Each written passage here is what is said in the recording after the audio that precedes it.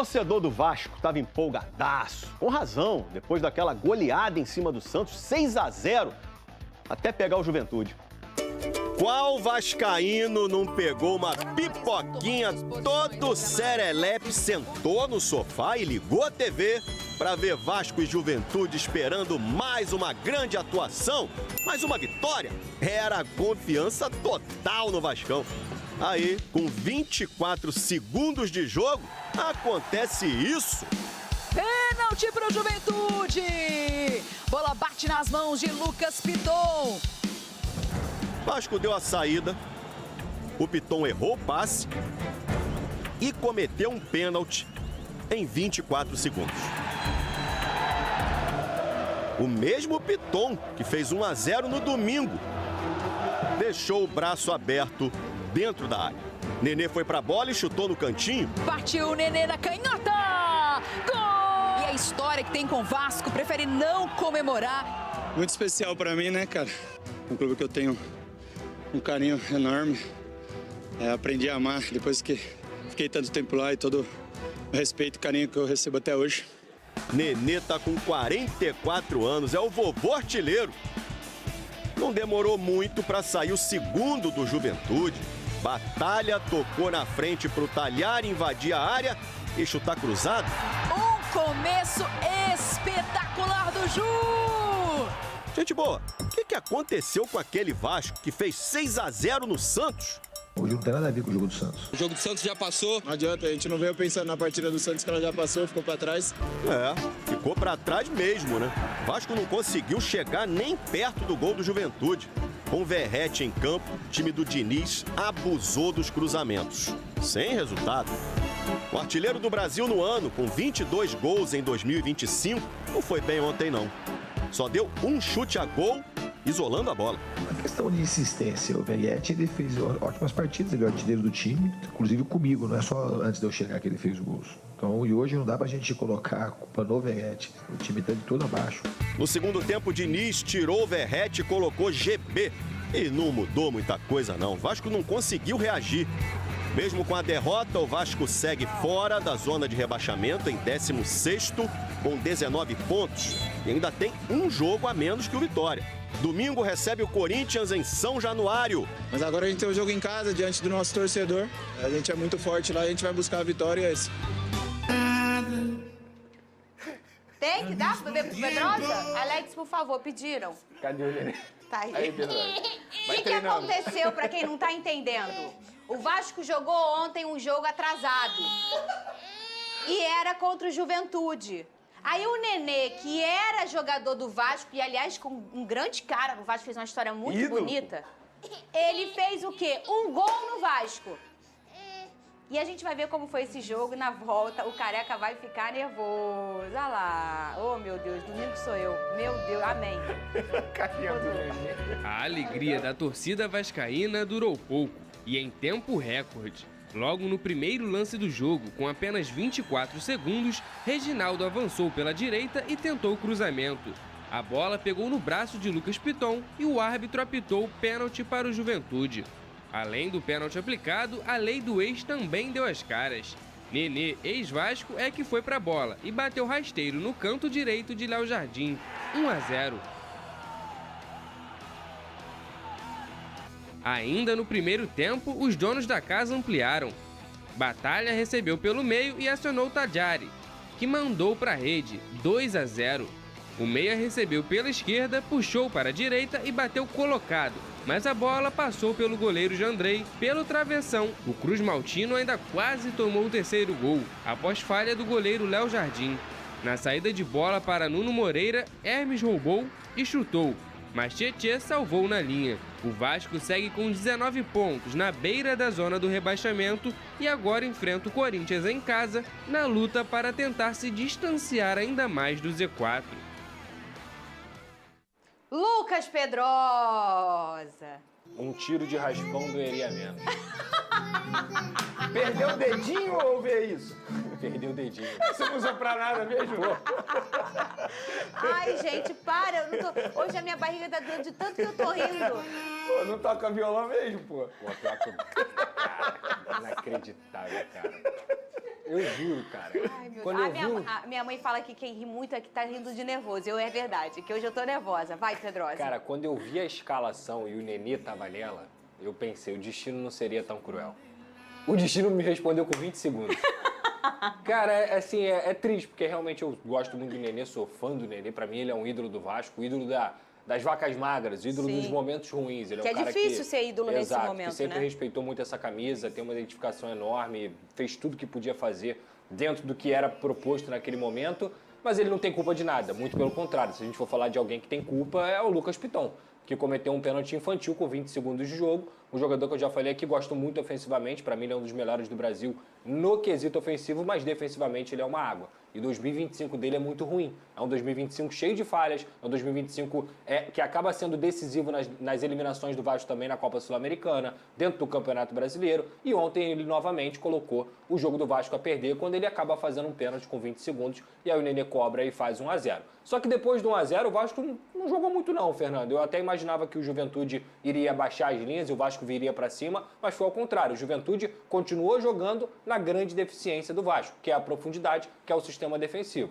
E aí, numa bola, o jogador do Juventude acabou escapando, bate cruzado e, para mim, acho que era uma bola defensável. O Léo Jardim, para mim, aceitou o gol naquele momento. Acho que ele tinha que ter ido com o pé para poder pegar essa bola rasteira.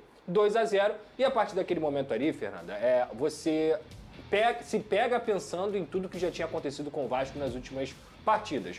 O 6-0 contra o Santos em nada me iludiu no sentido do sistema defensivo. Eu falei aqui, inclusive, o Hugo Moura poderia ter sido expulso no começo do jogo, o Vasco tomou um sufoco do Santos no começo do segundo tempo e o 6-0 ele foi muito bom para o sistema ofensivo. O sistema defensivo do Vasco continua sendo precário. E ontem, com 2-0 no placar, o Fernando Diniz, aí a gente já vê por outra ótica, ele resolve repetir a escalação usando o Verratti. Ele não resolve repetir a escalação do 6-0. E aí, cara, a derrota do Vasco não foi culpa do Verratti, a derrota do Vasco não passa pelo Verratti. Mas quando você tem um 6-0 e o campo te responde com um 6-0, você tem que manter aquilo ali. Você tem que manter... Você começaria, então, com o Verratti no banco? Começaria. O campo te responde, Fernanda. O futebol ele precisa ser respeitado pelo momento. O David é um jogador que entrou no time do Vasco e ele conseguiu fazer o Vasco ganhar de 6-0. Pra quem não sabe, a gente fala do Coutinho, a gente fala do Nuno, fala do Ryan, que são ótimos, mas o David foi muito bem contra o Santos também. Por que você não mantém a formação depois de um 6-0 com o campo te respondendo? E digo isso, cara, o Verratti não é um cara descartável, ele carregou o Vasco nos 2 últimos anos, ele é o capitão do Vasco, ele é o artilheiro do Brasil, mas, cara, você tem que respeitar o campo. E a partir daquele momento ali, o Vasco se tornou um time engessado, que pouco rondou a área do time do Juventude, que novamente ficou condicionado em cruzamentos, porque ele é muito bom nisso, e ele é um jogador fixo, ele é um cara que não se movimenta para provocar desencaixe na defesa adversária. Então, era difícil você buscar um resultado de 2-0, com o Juventude muito bem treinado pelo Thiago Carpini, que baixou aí sim suas linhas no segundo tempo e conseguiu se defender sem muitos esforços. Mas eu não posso falar só do Verratti. O Lucas Freitas foi muito mal, o Lucas Piton foi mal, o Vasco perdeu o PH de última hora porque teve uma indisposição, o Jair faz muita falta nessa saída de bola, o Tietchan foi mal, o Nuno foi mal, o menos pior foi o Coutinho, que buscou o jogo em algum momento, que tentou de alguma forma conseguir fazer o Vasco ir para frente, mas era um time realmente sem inspiração, não gosto de falar isso, mas sem vontade também, e uma equipe muito diferente do que se viu contra o Santos. Mas aí, Fernanda, a diferença foi o jogo do Santos. Esse Vasco aí é o que a gente está vendo a temporada inteira. E o técnico Fernando Diniz falou sobre esse desempenho do Verratti em campo, Rodolfo. O Verratti, ele fez ótimas partidas, ele é o artilheiro do time, inclusive comigo, não é só antes de eu chegar que ele fez gols. Então, e hoje não dá pra gente colocar a culpa no Verratti. O time teve todo abaixo. Tem o Verratti com o primeiro e o segundo gol, por exemplo. Aí o outro time baixou a linha e marcou mais forte. Então, não adianta a gente achar o Verratti ser o culpado pela derrota. Ele é um cara que nunca bota o jogador na fogueira e eu acho isso muito legal. Eu gosto de treinador que tenta proteger seus personagens, né? O Pedrosa foi um cara que mais defendeu a titularidade do Verratti neste programa, né? Talvez até... Eu defendia mais o respeito do que qualquer outra coisa. Sim, exatamente. Porque a torcida já estava passando dos limites e continua passando dos limites com a falta de respeito pra mim. Exatamente. Então você sempre... Mas o próprio Pedrosa acabou de falar, Vini, que ele escolheria o Verratti começando no banco de reservas. Mas a gente sabe que o Diniz, para ele mudar o que ele entende enquanto formação, ele é pouco flexível. Você concorda comigo? Concordo plenamente. Inclusive, eu tô com o Pedrosa. Eu acho que aquilo que deu certo deveria ser mantido. O Verratti não tem culpa nisso. Só que se a gente for olhar o estilo de jogo quando o Verratti está em campo, por exemplo, eu estava vendo os números do Vasco ontem, só no primeiro tempo foram 15 cruzamentos. Isso não é por acaso, é porque a gente sabe que a maior virtude do Verratti qual que é? Fica condicionado, né? Exatamente. Parece que o estilo de jogo é esse. Vão ficar buscando a bola aérea com o Verratti para ver se dá certo. E nos outros jogos anteriores, só o número de cruzamentos foi bem menor no jogo inteiro do que nesse primeiro tempo contra o Juventude. Então, acho que assim, quando o Verratti está em campo, o estilo de jogo fica muito nisso. E o Diniz, ele não pode culpar o Verratti. Se o Verratti entra em campo como titular, é porque o Diniz escolheu. Seria totalmente incoerente da parte dele ele chegar e falar, eu concordo, o Verratti não era para ser titular, acho que a culpa é dele. Não faz sentido. Ele estaria assinando o erro dele. Então, assim, eu acho que o Diniz, ele precisa rever. E aí, ele tem que fazer um estudo sobre o adversário, como é que o adversário vai se comportar, como que é a tendência, o adversário joga em casa, Juventude. Ele deveria fazer esse estudo. Mas eu tô com o Pedrosa. Se você faz um 6-0 jogando muito bem com o David em campo, por que não manter? Eu acho que o Diniz poderia ter mantido para esse jogo e isso não seria nenhum problema com o Verratti. Entre aspas, não ia queimar o Verratti. Muito pelo contrário. A gente está falando Era o melhor momento para ele fazer. Exatamente. E outra coisa, Era o que mais me espanta é o seguinte, o Pedro não fica no banco, Veneno? Sim, ué. O Cano não fica no banco? Fica.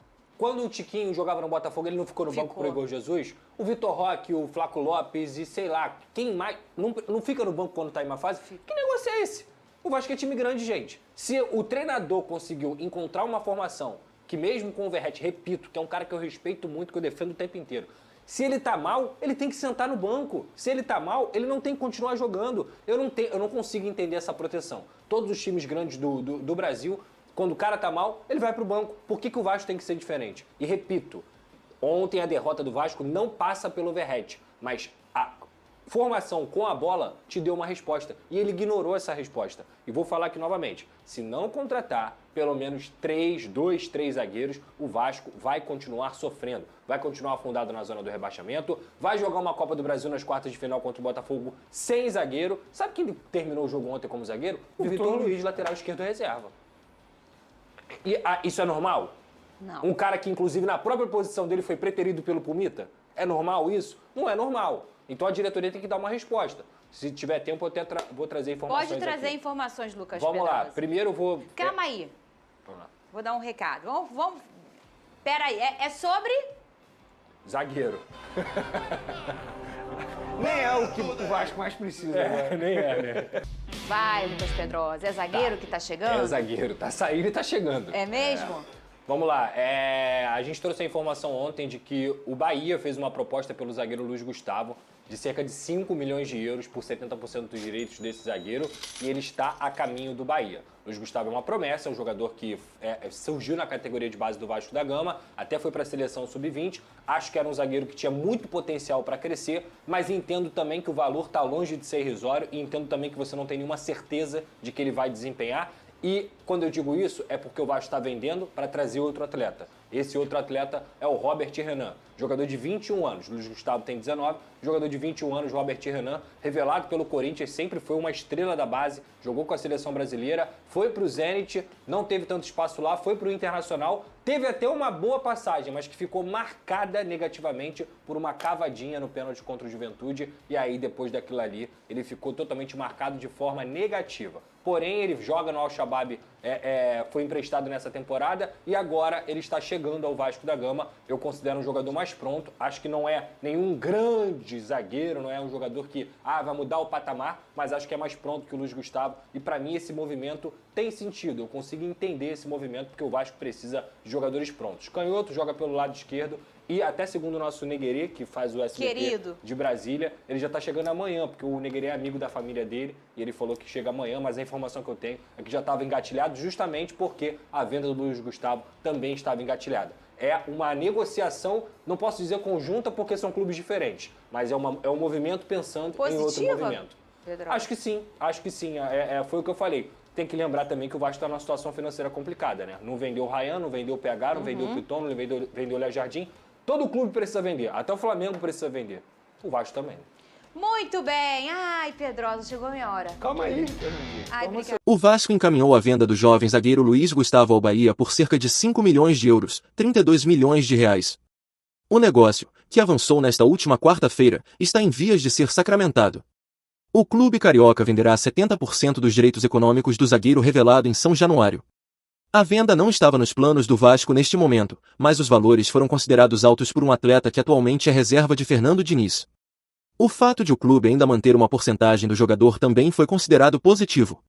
Ele despertou o interesse de times da Europa e do Oriente Médio nos últimos meses. Com isso, o Vasco terá mais dinheiro em caixa para tentar reformular a defesa. Depois da venda de Luiz Gustavo e João Vitor, o plano do clube é contratar mais 2 zagueiros para o time titular. Um zagueiro canhoto e outro pela direita. Robert Renan é um atleta que negocia com a direção vascaína. Luiz Gustavo chega ao Bahia para compor um setor que tem Ramos Mingo, Cano, David Duarte, Gabriel Xavier e Fredili Perti como opções no Bahia. Ele fez 11 jogos pela equipe principal do Vasco na temporada, mas apenas 5 deles pelo Campeonato Brasileiro. Neste caso, o zagueiro fica livre para defender o Bahia no restante da competição. Por outro lado, ele não pode entrar em campo pelo novo clube em jogos da Copa do Brasil, já que defendeu o Vasco na terceira fase do mata-mata. Ele foi titular do Alvinegro no jogo de volta contra o Operário. Procurado por clubes europeus e sul-americanos, o meia Bruno Zapelli deve seguir no Atlético em 2025. O clube não considera vendê-lo no momento, com a intenção de negociá-lo somente em 2026, a depender da proposta, tanto financeira quanto esportiva, para o jogador. No Brasil, o Vasco da Gama foi um clube que sondou a situação do jogador, informou a Tretes, no Arena desta quinta-feira. O Atlético não tem interesse em não contar com o argentino no momento, que também não sente vontade de deixar o clube. Além do Vasco, clubes de fora do Brasil monitoram a situação de Zapelli. Clubes dos Estados Unidos, Rússia, Itália, Argentina, Espanha e França sondaram o camisa 10. Alguns deles recentemente. Propostas devem ser ouvidas somente em 2026, mas com a condição imposta pelo Atlético. Os valores deverão agradar o clube. A proposta também deve ser interessante para o jogador, que planeja, no próximo destino, seguir desenvolvendo seu futebol. Quando o Atlético foi rebaixado em dezembro de 2024, a saída de muitos jogadores do elenco, especialmente gringos, era esperada. Bruno Zapelli tem muito mercado desde que chegou ao clube, mas escolheu permanecer, mesmo com procura de outros clubes. Sob o comando de Odair Hellmann, o jogador vive boa fase desde que se firmou no time titular. Tem na temporada 3 gols e 8 assistências. Contribuiu com assistência para o gol de Cauã Moraes na última partida, contra o Criciúma.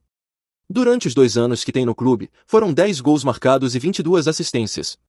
Bom torcedor cruzmaltino, agora eu quero saber de você. O meia argentino, Bruno Zapelli, seria um excelente reforço para o Gigante da Colina? Coloque sua opinião nos comentários. Isso ajuda muito o Vasco a saber o que você achou. Fica ligado porque a qualquer instante eu volto e trago mais notícias do Gigante da Colina.